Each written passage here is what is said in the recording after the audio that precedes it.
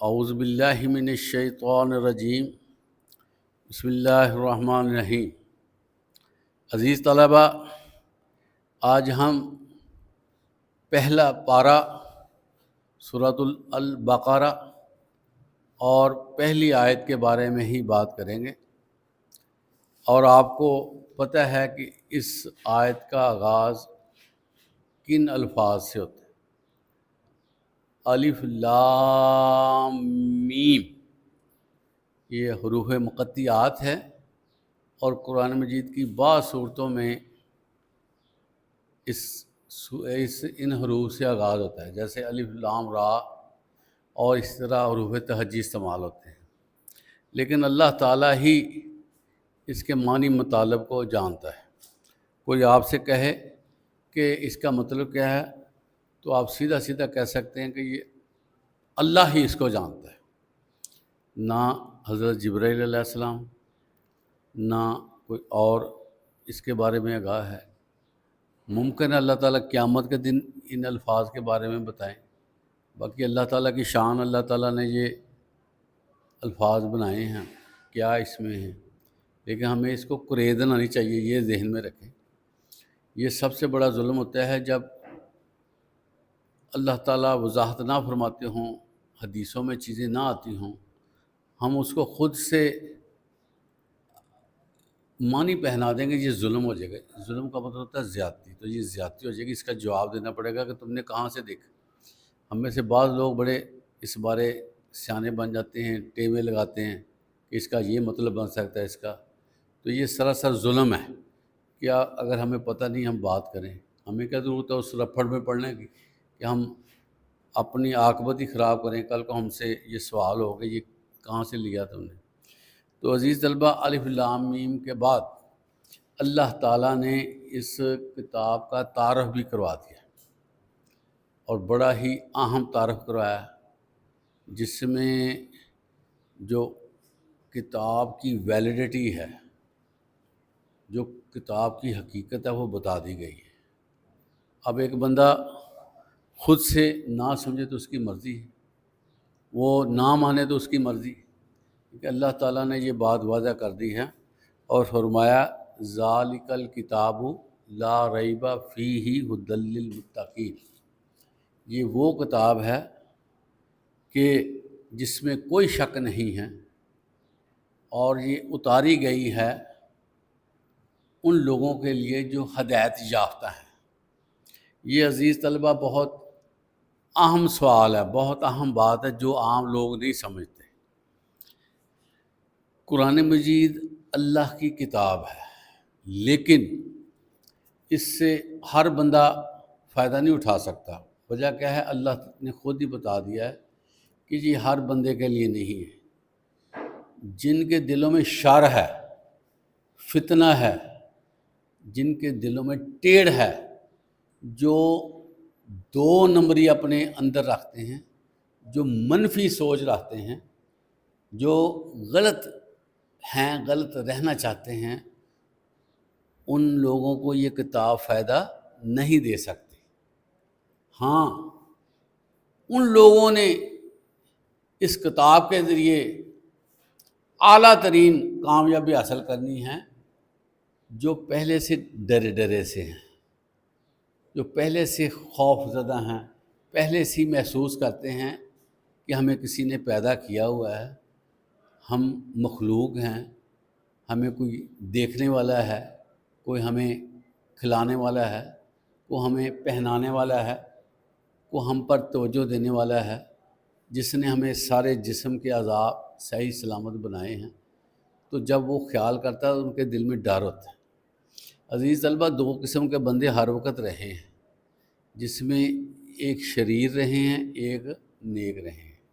اس کا آغاز کہاں سے ہوتا ہے؟ حابیل سے، قابیل سے۔ دو بیٹے تھے حضرت آدم علیہ السلام کے، دونوں بھائی تھے آپس میں۔ ایک ان میں سے دماغ اس کا ہلا ہوا تھا، اس کا نام قابیل تھا۔ وہ ضدی نیگیٹو مائنڈ اور تھوڑا سا شریر تھا، اور وہ چاہتا تھا کہ جو میں رائے رکھتا ہوں یا جو میری وش ہے میں اس پہ چلوں، اور جس پہ بھائی کا حق تھا وہ بھائی کی بجائے اس کو اپنانا چاہتا تھا۔ میں اس تفصیل میں نہیں جانا چاہتا کہ معاملہ کیا ہوا، بل آپ کو یہ بتایا جا رہا ہے کہ نیگیٹو مائنڈ جو ہے نا، نیگیٹو مائنڈ، یہ چیز دونوں طرح پائی جاتی ہے، اچھے انسان بھی اور برے انسان بھی سوسائٹی میں پائے جاتے ہیں۔ لیکن جو بندہ اپنے آپ میں سیٹ ہوگا نا، اس کو یہ قرآن مجید فائدہ پہنچائے گا، جس میں واضح کر دیا گیا ہے کہ اس کتاب سے فائدہ اٹھانے والے وہ ہیں جن کے دل ڈرے ہوئے ہیں، جو اندر سے نیکی کو قبول کرنے والے ہیں۔ اس کے اندر جو ایک بات پہلے کہی گئی ہے وہ اس کے بارے میں بھی تھوڑا سا آپ غور کریں، لا ریبہ، اس میں کوئی شک نہیں ہے، کیونکہ ایک بندہ قرآن مجید کو شروع کرتا ہے، وہ ورکنگ کرتا ہے، آیات کو دیکھتا ہے، پڑھتے پڑھتے اس کے ذہن میں ہو سکتا ہے یہ بات نہ ہو، شیطان ہے، ڈاؤٹ کرتا ہے، شیطان جو ہے وہ ورگلاتا ہے کہ یہ کس کام میں تو پڑے ہوئے، یہ تو ایک بات ہو رہی ہے، پتہ نہیں کہاں سے آئی۔ نہیں، اللہ تعالیٰ نے اس کو کلیئر کر دیا، لا ریبہ فیہ، اس میں کوئی شک نہیں ہے، نو ڈاؤٹ۔ تو جو آگے پڑھنے والا ہے، تلاوت کرنے والا ہے، سیکھنے والا ہے، وہ نہایت دل جمی سے یہ کام کر سکتا ہے، پڑھ سکتا ہے، سوچ سکتا ہے، فکر کر سکتا ہے، دیکھ سکتا ہے کہ اس میں اللہ نے کیا فرمایا ہے۔ اس کا مائنڈ کلیئر کرنے کے لیے نا اللہ تعالیٰ نے پہلے فرما دیا لا ریبہ فیہ، اس میں کوئی شک نہیں ہے۔ تو اب بتائیں کہ اللہ تعالیٰ نے اس کو واضح کر دیا کہ اس میں شک نہیں ہے، لیکن اس کے باوجود اللہ تعالیٰ نے بار بار یہ ریپیٹ کیا ہے کہ اس کتاب کے حوالے سے غور کر کے دیکھو، اگر تمہیں کوئی مسئلہ تو ہمیں بتاؤ۔ ایک ایک آیت کے بارے میں چیلنج کر دیا گیا کہ یہ آیت اللہ کی طرف سے تم اس طرح کی بنا سکتے تو دکھاؤ۔ تو اس لیے پہلے یہ مائنڈ سیٹ بنانا چاہیے، یہ کتاب فائدہ دے گی جو اچھے لوگ ہیں، اور اس طرح یہ شک کے بغیر ہے، بندہ بڑے اچھے طریقے سے اس کو پڑھ سکتا ہے۔ اس میں جو ڈیٹا دیا گیا ہے، ڈیٹا وہ اتنا اوتھینٹک ہے کہ لوگوں نے اس کو چیک کیا، وہ ڈیٹا ٹھیک، ہر چیز کے بارے میں اللہ تعالیٰ نے چیلنجنگ بات کی ہے، اور اس نبی پہ یہ اتارا گیا ہے جو مقامی تھے، انہوں نے کوئی بڑے بڑے سفر نہیں کیے، وہ باتیں بتائی گئیں جو سینکڑوں سال پہلے تھی، اور لوگوں نے ابھی جا کے وہ نشانیاں دیکھی ہیں۔ آپ صلی اللہ علیہ وسلم خود نہیں گئے، قرآن میں فرمایا گیا، اور اس کو لوگوں نے چیک کیا، کراس چیکنگ کی کہ یہ باتیں جو ہیں ٹھیک بتائی گئی ہیں، تو بالکل ٹھیک نکلی۔ تو اس لیے ہمیں بطور مسلمان اس حوالے سے خوش ہونا چاہیے کہ ہمارے رب نے ہمیں وہ کتاب دی ہے جس میں شک نہیں۔ اور اس کے بعد جو ہمارے مسلمان ہیں، امت محمدیہ، ان کو تو جس طرح کہتے ہیں نا چھلانگیں لگانی چاہیے خوشی کے ساتھ کہ اللہ نے اتنی عظیم کتاب ہمیں دے دی ہے جو ہماری رہنمائی کرتے ہیں۔ ویسے میں آپ کو ایکچولی بتاؤں، اللہ تعالیٰ نے انسان کو کتنا کچھ دیا ہے پتہ ہی ہے، زمین خزانے اگلتی ہے، نباتات ہیں، اسی طرح حیوانات ہیں، کیا کیا چیزیں اللہ نے رکھی۔ ابھی ای آلۂ ربی کما تو کذبان، لیکن ان سب نعمتوں کو نا اگر ہم کیٹیگرائز کر لیں، درجہ بندی کر لیں، قرآن سب سے اوپر ہے۔ سورہ رحمان میں بھی یہی فرمایا گیا کہ ہم نے تمہیں قرآن سکھایا۔ الرحمن علم القرآن، کیا مطلب قرآن سکھایا ہے؟ جتنی مہربانیاں سب سے پہلے رحمان نے قرآن کا کہا ہے کہ یہ سکھایا گیا، آپ بتائیں کتنی بڑی۔ باقی اللہ نے ڈیٹیل میں کتنی نعمتیں گنوائی ہیں، اور رحمان علم القرآن دوسرا نمبر رکھ دیا گیا پہلے، بلکہ بنتا رحمان کا مطلب ہے کہ جو مہربان ہے اس کی مہربانی پہلی ہے قرآن۔ تو ہم میں سے کتنے لوگ ہیں جو قرآن سیکھتے ہیں بتائیں؟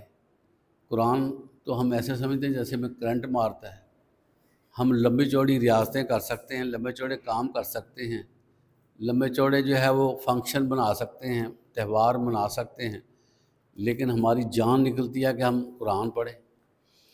تو عزیز طلبہ، جب قرآن پڑھیں گے نا تو پھر ہم اللہ کے ساتھ کنیکٹ ہو جائیں گے۔ جب آپ دیکھیں یہ اللہ کی مہربانی ہے، تھوڑی مہربانی نہیں ہے، بہت بڑی مہربانی ہے کہ جو بندہ قرآن پڑھتا ہے نا وہ اللہ کے ساتھ آن لائن ہو جاتا ہے، کیونکہ قرآن مجید کلام الرحمن ہے۔ تو اللہ تعالیٰ نے اس کو اس طرح بنایا ہے، اس کے اس طرح کے الفاظ ہیں، ڈسکشن ہے کہ دنیا کا ہر بندہ یہ محسوس کرے گا قرآن پڑھتے ہوئے کہ میں اس وقت اللہ سے باتیں کر رہا ہوں، میرا اللہ سے رابطہ ہو چکا۔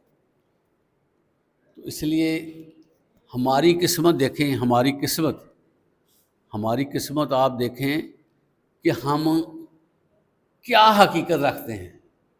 ایک پانی کا جو بوند ہے نا، قطرہ، وہ بھی گندا، اس کی ہم پیداوار ہے۔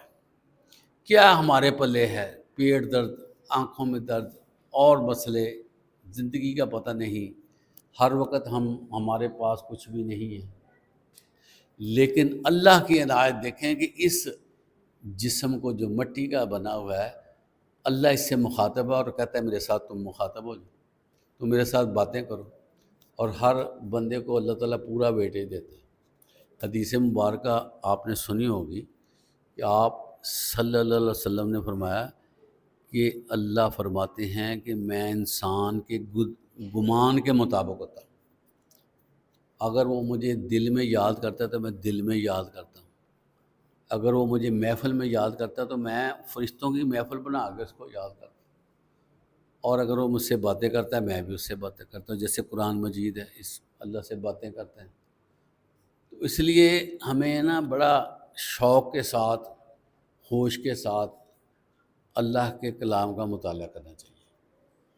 کائنات میں اس سے بڑا تحفہ اللہ نے کسی کو نہیں دیا جو ہمیں دے دیا۔ یہ بھی امت محمدیہ کی خوش بختی ہے کہ اس کو قرآن جیسا تحفہ مل گیا ہے، اور ہم تو سمجھتے ہیں یہ مفتہ لگا دیا اللہ نے کہ جاؤ انجوائے کرو، قرآن جی لے لو۔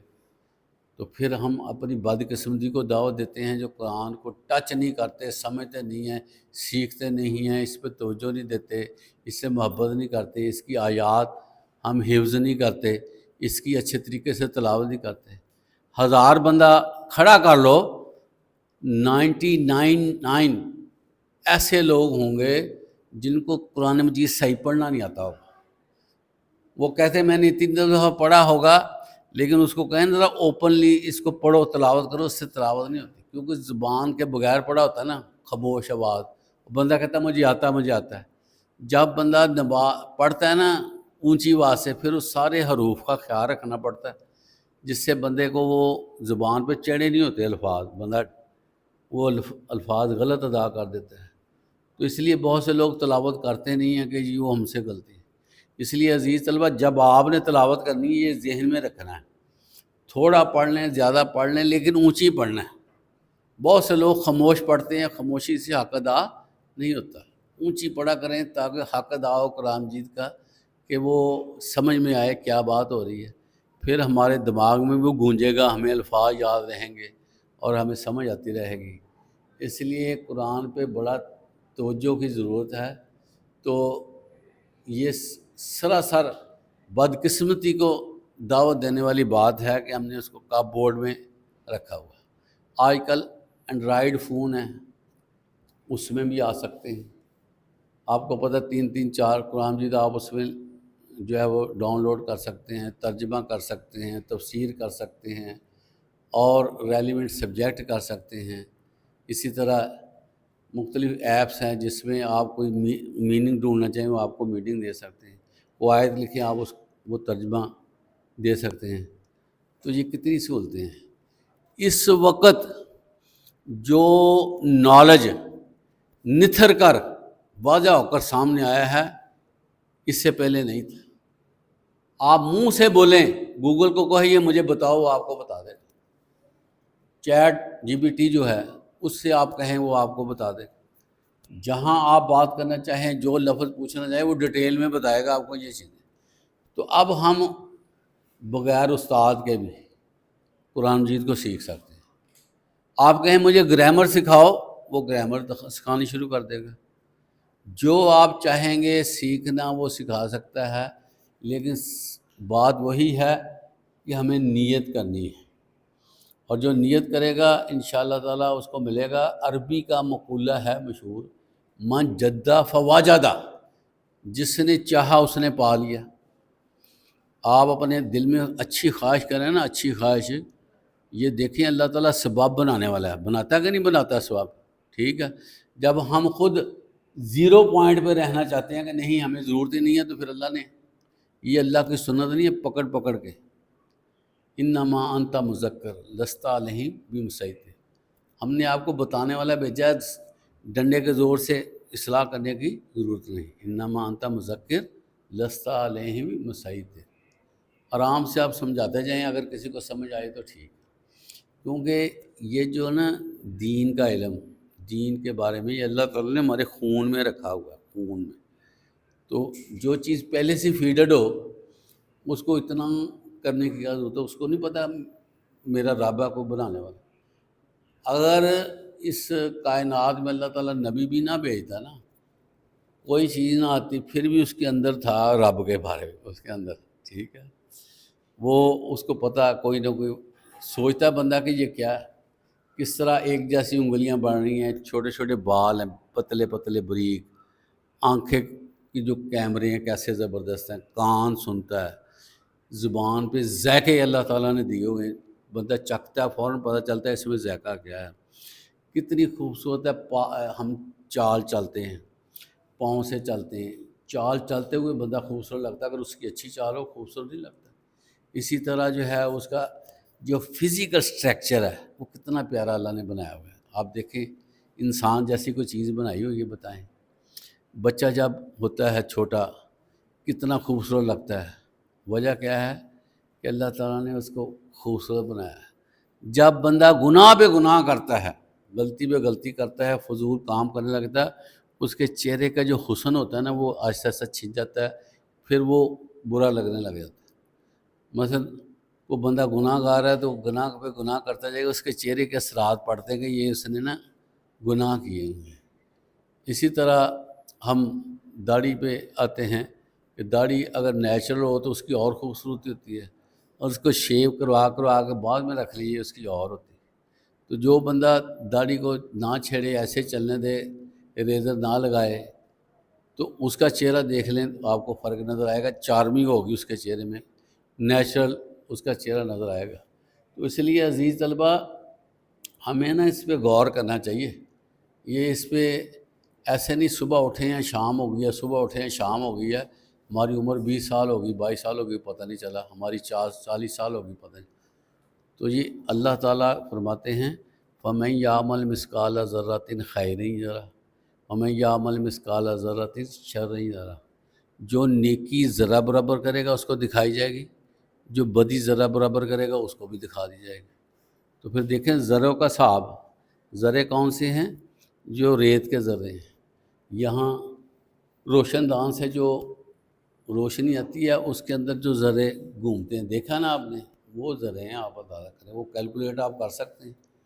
اللہ نے اس طرح کی برائی، یہ جو نا اللہ تعالیٰ فرماتے ہیں قرآن مجید میں کہ جس بندے کی آنکھ میں، ابھی وہ بولا نہیں ہے، جس بندے کی آنکھ میں خیانت آئے گی نا، خیانت 2 نمبری پیدا ہو جائے گی، ہلکی سی آنکھ بولی نہیں ہے، وہ اللہ کہتا ہے میں جانتا ہوں کہ اس کی آنکھ میں خیانت ہے، اس کی آنکھ میں خیانت ہے، وہ اللہ کو پتہ چلتا ہے خیانت کا اس کی آنکھ میں۔ اسی طرح کو بندہ غلط بات سنتا ہے وہ ریکارڈ ہو جاتا ہے، قیامت کے دن سارا کچھ اس کو بتایا جائے گا۔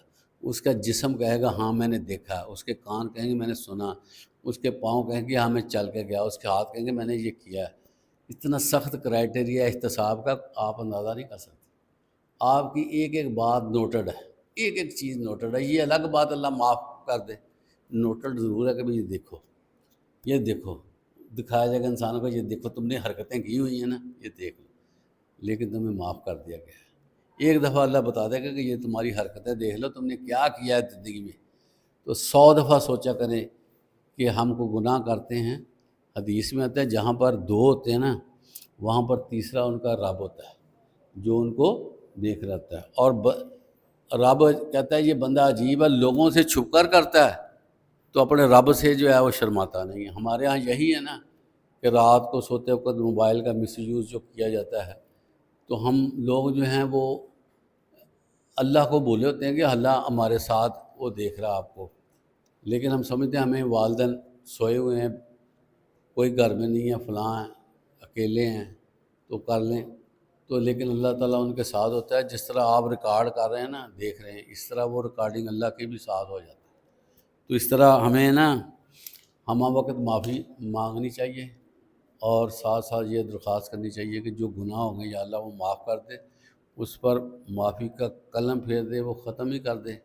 جو بندہ گڑ گڑا کے معافی مانگتا ہے نا، اللہ تعالیٰ کہتے ہیں جاؤ، جو تمہارے گناہ ہیں وہ میں نے نیکیوں میں بدل دیے، اس کو نیکی بنا دیتا ہے اللہ، کہ جاؤ انجوائے کرو، میں نے نیکی کر۔ لیکن یہ ہے کہ بندہ اللہ سے مخلص ہوگا تو پھر یہ نا، جب دل میں ٹیڑھ ہوگی تو اللہ کو بھی پتہ ہے اس کے اندر ٹیڑھ ہے اس نے، تو پھر وہی 2 نمبری کرنی ہے، پھر تو اللہ کے ہاتھ میں وہ چیزیں، اللہ اپنی سنت رکھتا ہے کہ جو میرے ساتھ مخلص ہوگا تو میں اس کو ریوارڈ دے دوں گا، اس کو معاف کر دوں گا۔ تو ہم امت محمدیہ سے تعلق رکھتے ہیں، اللہ کی ہمارے ساتھ زیادہ شفقت ہے کہ اللہ تعالیٰ نے ہمیں انشاءاللہ معاف کرنا اگر ہم اچھے رہیں گے۔ آپ صلی اللہ علیہ وسلم ہمارے لیے سجدہ ریز ہو جائیں گے، اور جب تک آخری امتی تک نہیں نکلتا جہنم سے، اللہ کے نبی سجدے پہ سجدہ کریں گے۔ لیکن بات یہ ہے کہ اللہ معافی دے، اگر کوئی بندہ ایک دفعہ جہنم میں چلا گیا تو بتائیں جہنم ہے کیا جی؟ 1 سیکنڈ کا تو ہمیں سے ہم جو ہے وہ برداشت نہیں کر سکتے، تو جہنم کا لفظ ہی آپ دیکھ لیں۔ اس لیے یہ نہ سوچا کریں کہ ہم نے کلمہ پڑھ لیا بخشے جانا ہے۔ کامیاب حقیقت میں وہی ہے جو فل پاس ہو، 1-2 مضمونوں میں فیل ہو جائے یا اس کو کہے کہ رعایتی نمبر دیے گئے، وہ پاس نہیں ہوتا۔ لیکن اگر وہاں پر ہم پھنس گئے نا تو پھر برا پھنسیں گے۔ اس لیے وہی صحیح کامیاب ہیں جو پہلے سٹیپ پہ جنت حاصل کرنے میں کامیاب ہو جائیں گے۔ بعد میں رولا گولا ہو جانا ہے، پہلے قیامت کا انتظار کرنا پڑے گا 50,000 سال، پھر جہنم، تو کتنا وقت پڑے گا۔